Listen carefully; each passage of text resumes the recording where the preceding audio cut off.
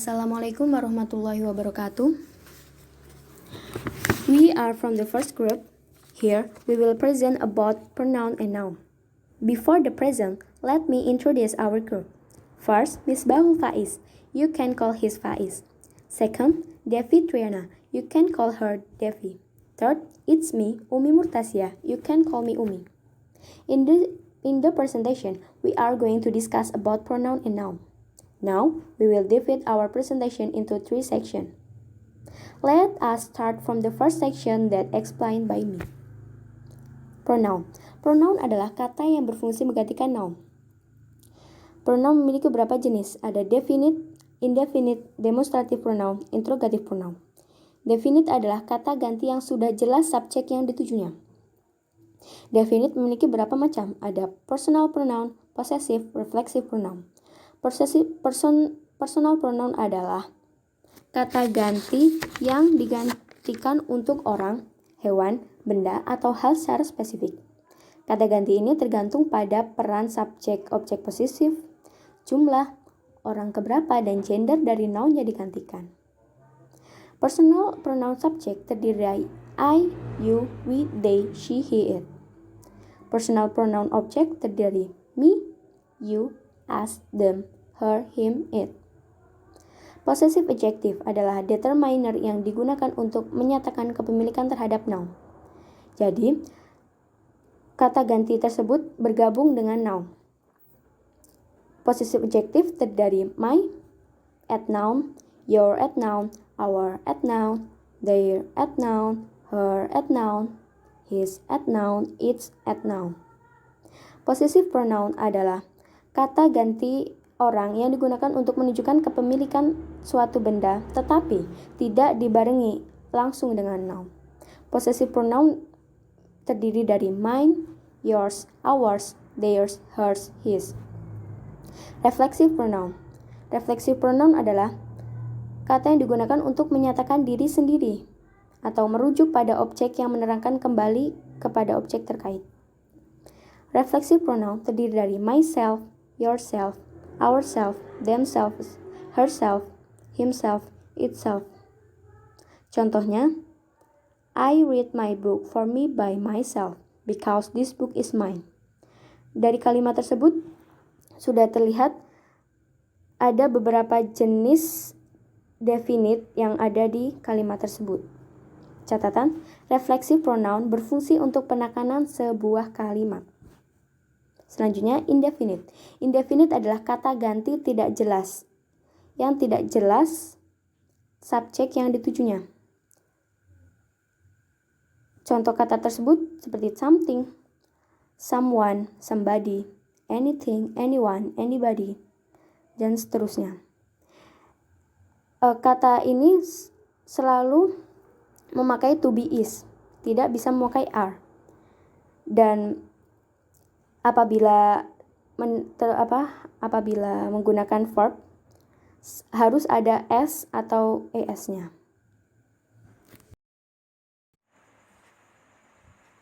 Perkenalkan, nama saya Devi Triana. You can call me Devi. I will continue the material from Umi about demonstrative pronoun. Adalah kata tunjuk yang digunakan sebagai pronoun. Kata yang digunakan adalah this in that equal singular dan this in those equal plural. Maksudnya, this and that kata tunjuk yang digunakan untuk satu orang atau tunggal, sedangkan this and those kata tunjuk yang digunakan untuk lebih dari satu orang atau jamak. This di atas dan this di bawah memiliki fungsi untuk menunjuk benda atau seseorang yang dekat dengan pembicara. Sedangkan that di atas dan those di bawah memiliki fungsi menunjuk benda atau seseorang yang jauh dari pembicara. Example, this book is good. Kalimat tersebut salah karena this di sini sebagai demonstrative adjective. Demonstrative adjective digunakan untuk memodifikasi kata benda atau noun. Bisa disimpulkan, demonstrative adjective adalah kata sifat yang berfungsi untuk menunjuk sesuatu, benda, atau seseorang yang spesifik.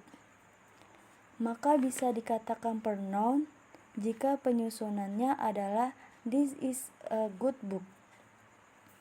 Selanjutnya, interrogative pronoun adalah kata ganti yang fungsinya sebagai pertanyaan.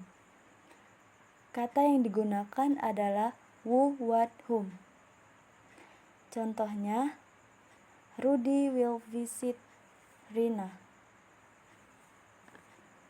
Who will visit Rina? Sekian, terima kasih.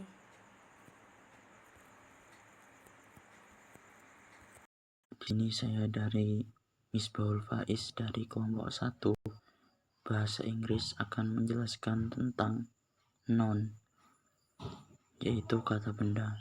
Noun yaitu kata benda, kata yang digunakan untuk menamai benda. Noun dibagi menjadi dua, yaitu yang menunjukkan wujud dan menunjukkan jumlah. Yang menunjukkan wujud itu dibagi menjadi dua, yaitu abstrak. Abstrak yaitu kata benda yang tidak bisa dipanca indrakan. Seperti contohnya happiness. Happiness itu artinya kebahagiaan. Sadness. Sadness itu artinya kesedihan. Dan togetherness yaitu artinya kebersamaan dan lain-lain.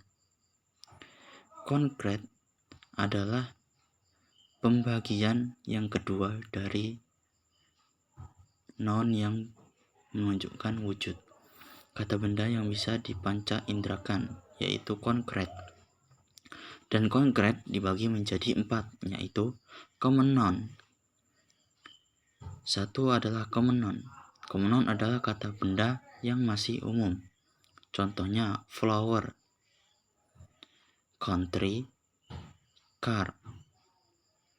Flower itu bunga, country itu negara, dan car itu artinya mobil. Jadi di sini common itu masih untuk kata-kata benda yang masih umum. Nah, kemudian yang kedua yaitu proper noun. Adalah kata benda yang berhubungan dengan nama benda, tempat, ataupun yang lainnya. Bisa dikatakan lebih spesifik namanya dari common noun. Contohnya Indonesia, Rose, dan BMW. Indonesia adalah nama negara, dan lain-lain. Kemudian yang ketiga yaitu collective noun. Collective noun yaitu kata benda yang berhubungan dengan kelompok. Nah, di sini yaitu yang menunjukkan nama kelompok. Seperti contohnya yaitu boy band, yaitu grup boy band. Kemudian football club yaitu klub football, klub sepak bola.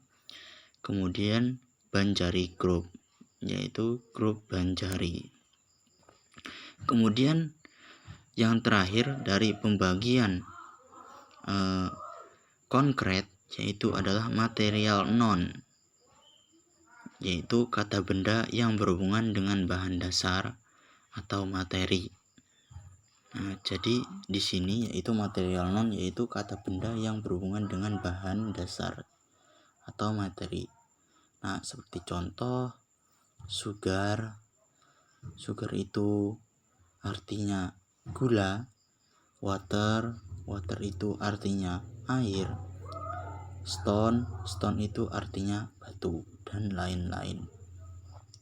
Kemudian pembagian dari noun yang kedua yaitu adalah untuk menunjukkan jumlah. Nah, di sini dalam yang menunjukkan jumlah di sini yaitu dibagi menjadi 2. Yang pertama yaitu countable noun. Nah, Uncountable noun di sini yaitu kata benda yang dapat dihitung. Nah, kemudian dibagi lagi menjadi dua. Yang pertama yaitu regular, yaitu kata benda yang beraturan. Nah, di sini contohnya yaitu books, box, dan lain-lain. Kemudian yang kedua yaitu irregular, atau perubahan drastis, atau juga yang dikatakan kata-kata yang tidak beraturan. Contohnya children, kemudian person menjadi pupil, dan lain-lain. Kemudian pembagian yang kedua dari noun yang menunjukkan jumlah yaitu uncountable noun, kata benda yang tidak dapat dihitung. Jadi di sini sudah istilahnya itu tidak dapat dihitung lagi, sudah terlalu banyak jumlahnya. Nah, contohnya yaitu di sini sugar, yaitu sugar itu gula, money itu uang, water itu air, dan lain-lain. Kemudian di sini lagi yang terakhir ada pula noun yang singular dan pluralnya sama. Adapun ada pula noun yang singular dan pluralnya sama. Di sini catatan. Nah, contohnya yaitu fish. Fish itu ikan, sheep itu kambing, series itu seri, dan species itu adalah jenis. Nah, kemudian begitulah yang dapat saya sampaikan. Kurang lebihnya saya mohon maaf. Wassalamualaikum warahmatullahi wabarakatuh.